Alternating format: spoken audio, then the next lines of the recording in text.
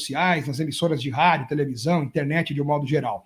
O Voaden, você acha que ele viveu uma das noites mais complicadas, uma das jornadas mais complicadas da carreira dele, Nadine? Então, a arbitragem em si, né, não vive um bom momento. Eu acredito que as polêmicas não estão somente nesse jogo de ontem, mas em vários jogos do Campeonato Brasileiro, Copa do Brasil. A gente está com frequência falando sobre polêmicas de arbitragem mais do que deveria, né? Ontem, eu acredito que não foi uma boa noite de Leandro Voaden. Ele é um bom árbitro, na minha opinião, porém, os árbitros, eles vivem aqueles momentos altos e baixos, né? Não tem um árbitro que tem uma carreira contínua, que fale assim, ainda mais que ele tem, eu acho, mais de 20 anos de carreira. Então, é algo que acontece de fato, assim como o jogador tem uma boa temporada, outra temporada não tão boa assim, mas ontem é uma noite que, com certeza, ele não deve querer lembrar como uma noite boa, porque a interpretação dele nos lances, que a gente vai discutir, com certeza vocês estão discutindo já há bastante tempo, são polêmicos, lances de interpretação. A intervenção do árbitro de vídeo também é algo que no Brasil acontece com muita frequência e sem critério. É o que chama mais atenção, é a falta de critério. Num lance chama, no outro lance não chama. Isso que os torcedores, eu acho que reclamam mais, né? Porque se chamassem em todos os jogos, em todos os lances, eles até aceitariam mais, como o lance de mão, de bola na mão. As pessoas hoje estão aceitando mais, apesar de não concordarem sempre, mas aceitam. Por quê? Porque está sendo marcado, de fato, com mais frequência o mesmo tipo de lance. Agora, quando é um outro lance que o árbitro de vídeo interfere, um lance semelhante ele não interfere, aí que causa grande polêmica.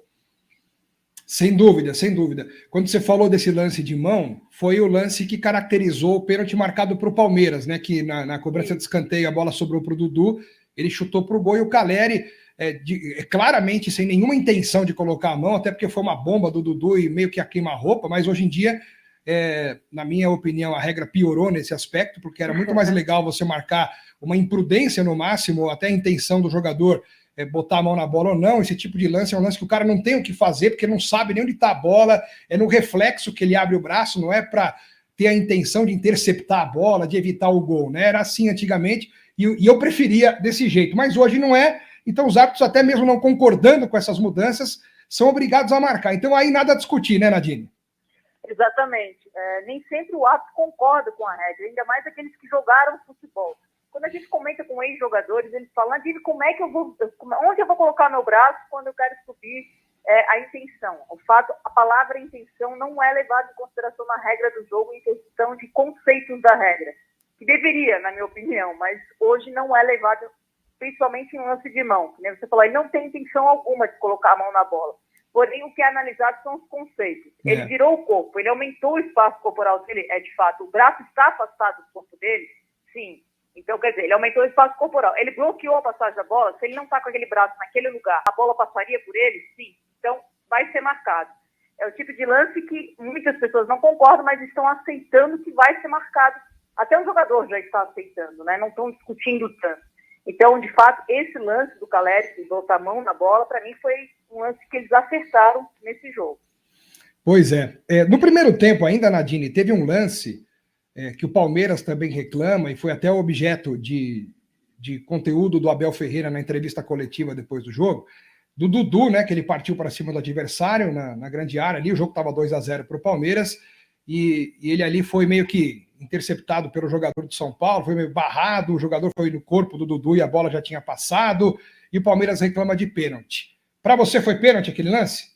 Então, para mim foi pênalti. O Diego Costa, ele utiliza o braço para bloquear a passagem do adversário, né, do Dudu. Ele não vai disputar a bola, ele vira o corpo e coloca o braço na frente justamente para impedir que o jogador continue a jogada. Então, para mim é pênalti. Porém, eu entendo que é um lance de interpretação e o árbitro estava muito bem posicionado naquele lance. Ele faz o gesto de que para ele não foi nada, que foi um contato de jogo. Apesar de eu achar pênalti, se eu tivesse no árbitro de vídeo, eu não chamaria.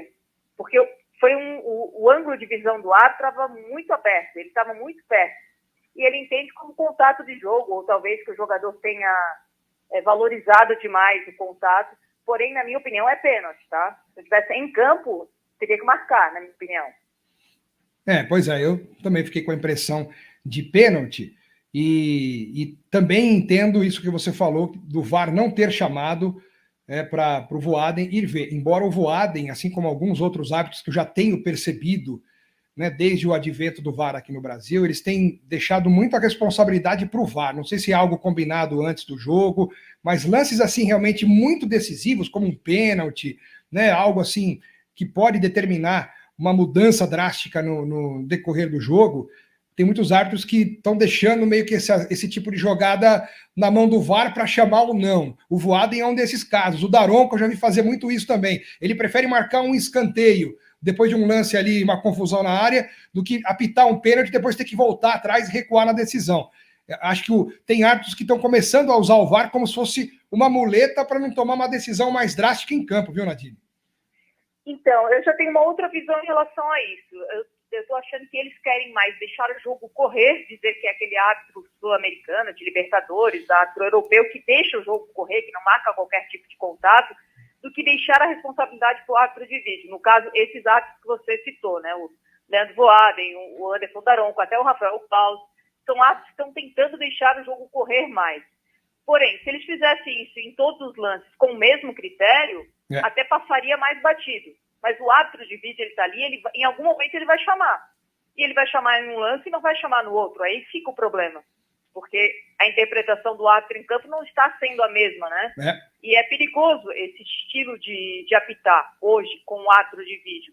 Porque se você não marca uma falta clara, você está se omitindo a isso, né? Que é o que está acontecendo com a arbitragem brasileira, eu acho. Que eles estão mais preocupados com estatística, de dizer que é um árbitro que deixa o jogo correr, que marcar lances que está na cara deles, que é falta.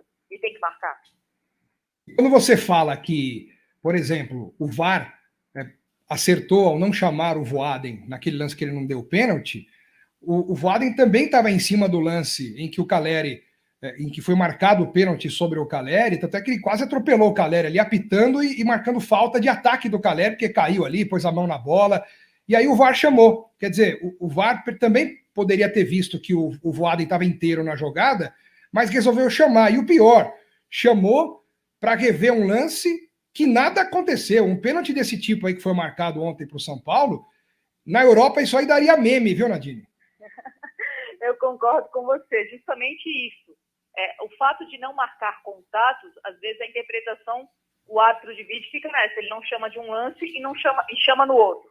Para mim não deveria ter chamado em nenhum, até porque esse que ele chamou, para mim não foi nada, de fato. O contato do Gustavo Gomes no ombro do Caleri não foi o que derrubou o Caleri. Ele até escorrega, até torce o pé esquerdo, eu acho que mais sozinho do que o contato que foi para derrubá-lo. E para piorar, o Voaden, além de voltar atrás da sua marcação, que para mim tinha sido correta, falta de ataque pela mão na bola do Caleri quando ele cai, ele marca o pênalti e mostra um cartão amarelo. Se ele marca um pênalti, ele tem que mostrar o cartão vermelho. Claro. Aquilo é uma oportunidade clara de gol sem disputa de bola. Porque se ele marca o pênalti pelo chão, é porque o jogador não disputou a bola. Então, dentro da área, sem disputa de bola, é cartão vermelho. Então, seria mais um erro que o árbitro de vídeo deveria corrigi-lo também. Ele fala assim, se ele sai daquela cabine do VAR e fala assim, eu vou marcar a penalidade e vou mostrar cartão amarelo. O VAR vai falar, não, ei, queridão, volta aqui. Você vai marcar pênalti, mas se você marcar pênalti é vermelho. Então, quer dizer, a comunicação ali foi falha em todos os sentidos. E, além disso, nesse mesmo lance, temos dúvidas se a posição do Caleri não estava uma posição irregular no início da jogada, se ele não estava impedido ou não. Que foi tão rápida a chamada do VAR que, para mim, eles não fizeram as linhas. Eu não posso afirmar isso, tá? Porque a CBF não divulgou o áudio, muito menos as linhas na transmissão. Aliás, estranhamente, né, Nadine? Porque o CNM tinha dado o compromisso de liberar os áudios mais importantes no dia seguinte, né? Até agora, nada, né? Eu vou ser uma pessoa crítica agora, porque todos eles que entram na comissão de arbitragem prometem muitas coisas. E acontecem nos primeiros 15 dias. Depois começa a não ser mais assim. Não é o primeiro que ele não solta, né? Já desde semana passada tem vários lances que estão questionando e ele também não soltou. Aquele do Náutico, que foi com o joelho, o reinício, a expulsão do goleiro, até agora ninguém deu uma justificativa. Então, a promessa de quando entra lá e vai mudar tudo, é difícil. Não é assim também mudar tudo de uma hora para outra e fazer 1000 promessas que não vai conseguir cumprir. Claro. Mas que precisam falar alguma coisa sobre o caso, precisam, né? Dar algum tipo de satisfação, pelo menos para o clube. Claro, claro. E, Nadine, nesse lance aí você abordou, eu ia falar sobre essa situação, todo gol que acontece, normalmente o gol é revisado desde a origem da jogada, né? E esse lance de impedimento, um possível impedimento na origem do lance, é meio que de manual, de cartilha de curso de arbitragem, né? De VAR, porque você tem que ver no nascedouro da jogada, primeira coisa, o cara tá impedido ou não tá? Então é algo meio básico, até infantil, primário, não daria para os caras terem deixado passar batido a traçada de linha. E ainda mais agora que o traçar das linhas, de acordo com o próprio compromisso do CNM também, tem que ser feito ao vivo, né? Ao mesmo tempo em que a transmissão está no ar para as pessoas assistirem, o VAR traça as linhas ao vivo e não foi feito também nem ao vivo, e pelo tempo que foi chamado VAR também, eu tenho quase que certeza que ali internamente também não foi feito,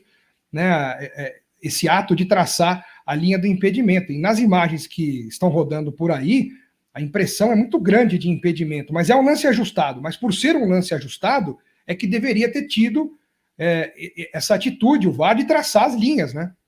Exatamente. Não tem como afirmar que a posição era irregular, porém a minha sensação é de que tá? Que ele estaria impedido um pouco, mas estaria na minha visão. Porém, eu não posso confirmar isso. E por não poder confirmar, que é preciso uma linha. Porque nem eles podem afirmar que a posição era legal. Claro. Então, eles também precisam de uma linha para afirmar, a não ser que tenha alguém com muita segurança ali para dizer que, de fato, sem a linha, ele consegue confirmar que o cara está numa posição legal. Então, é esse tipo de coisa que a arbitragem precisa melhorar em relação a isso, já que o compromisso é a transparência, né?